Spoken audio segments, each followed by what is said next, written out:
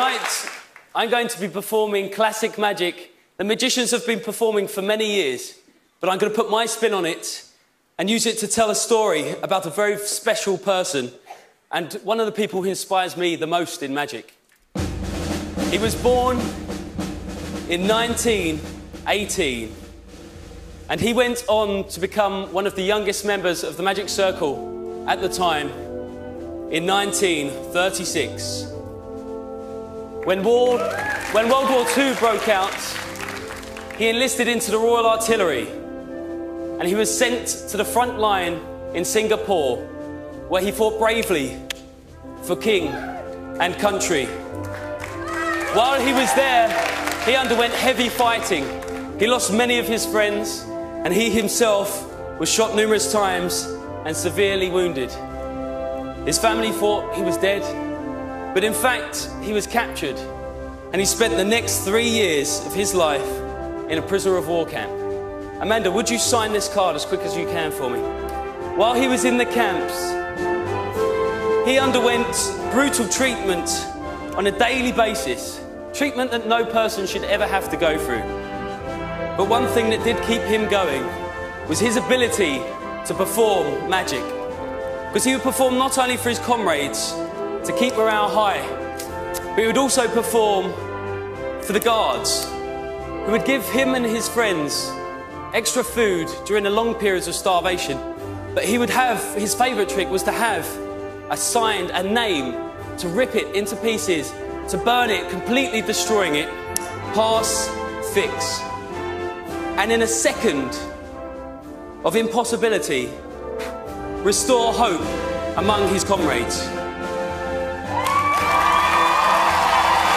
This is the story that makes me proud to be British. This is the story of Mr. Fergus Ankhorn.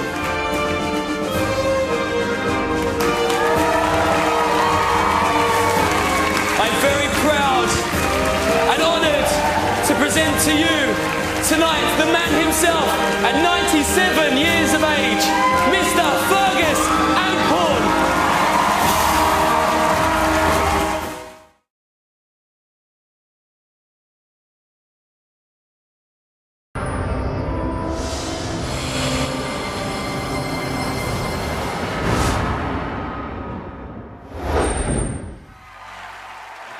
Hi. How you doing? Good. Welcome to America's Got Talent. Thank you. What's your name and what are you going to be doing for us today? My name's Matt Franco, and I'm going to do some magic. When did you start getting into magic? At what age? I started becoming fascinated with magic when I was 4 years old. 4? Yeah, I saw a magician on TV, and I would record every magic show on the old VHS, and I would watch them over and over in slow motion to try to figure out how to do the tricks. That's how I learned. Wow. Wow, so you're self-taught? Yes. Well, I think we're excited to see it. Good luck and enjoy yourself. Thank you. I wrote a story just for you guys. It's a close-up trick. If you don't mind, I'm going to join you at the table. Yeah. Okay. Come on over.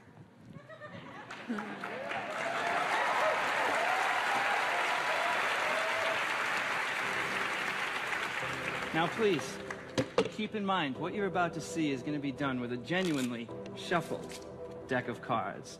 It's a story about season 9 of America's Got Talent, with Howard Stern, our king of media, America's sweetheart, Heidi Klum, Mel B, our queen of pop, and of course, our favorite Joker. Don't worry, Nick, I haven't forgotten about you. You really are a jack of all trades. Jack of all trades. Me, I'm 25 years old, and sad as it may sound, this whole magic thing has pretty much consumed my life all the time, like 24/7, since I was about 4 years old. See, people often ask, where do you see yourself in 10 years? But even just 5 years ago, I never guessed that I'd be here on season 9 of America's Got Talent, hoping to hit the jackpot in front of an amazing full house audience here at the Dolby Theater. I will never forget the address here, number 6801. Of course, I don't have a 0 in a deck of cards, so sometimes I improvise. I never thought I'd be here across from the great Howard Stern. Now, Howard, I gotta be honest. I know these cards, this king here doesn't really look like you. In fact, in my opinion, all of you judges look much better. 1, 2. in the flesh. Yep, even you, Howard. You all look great. You look great dressed to the nines, but don't get me wrong, I'm not just up here to be kissing your aces. Well, except for maybe you, Heidi. See, you do have undeniable sex appeal. We all know that. But it's you, Mel B, that I've always had the hots for. You see, you were part of the Spice Girls. The only group in history to have 4 consecutive #1 hits since the legendary Jax and 5.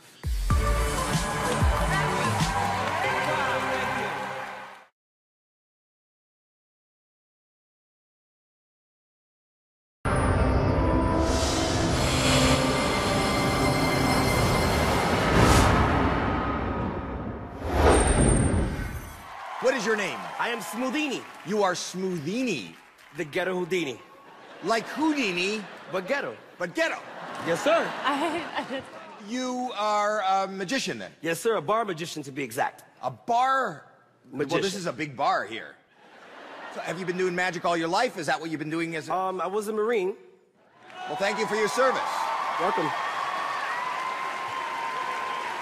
Hoorah. Hey, you're no longer in the Marines? No, sir. Are you doing this full time? Yes, sir. And how was it going for you? It could be a lot better in about 5 minutes.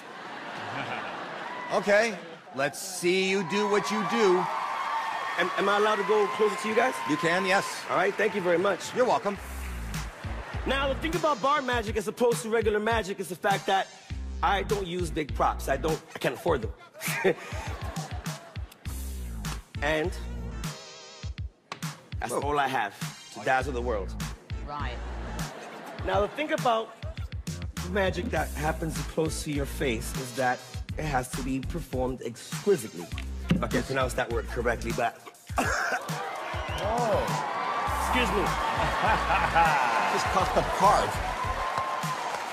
But honestly, I just do not like card tricks because... That's amazing. But Where are you coming from? I have a beautiful 6-year-old son, and I want to do something to you, Miss Mel B, Oh, wow. that my little boy likes. Can I see your hand? The other side. Thank you. Oh, perfect. I'm gonna take this ball, put it right about here. I want you to hold that ball real tight for me. Thank you. With that ball there and that ball there, we're gonna go abracadabra. Open up your hand.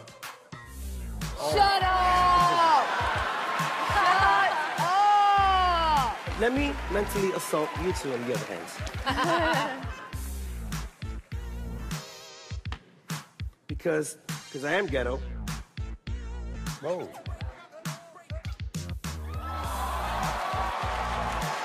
Wow. Wow. He's good. Oh, he's really good. That's good. Whoa! Pretty cool.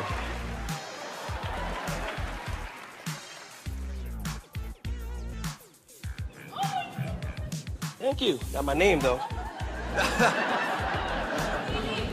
That is the name.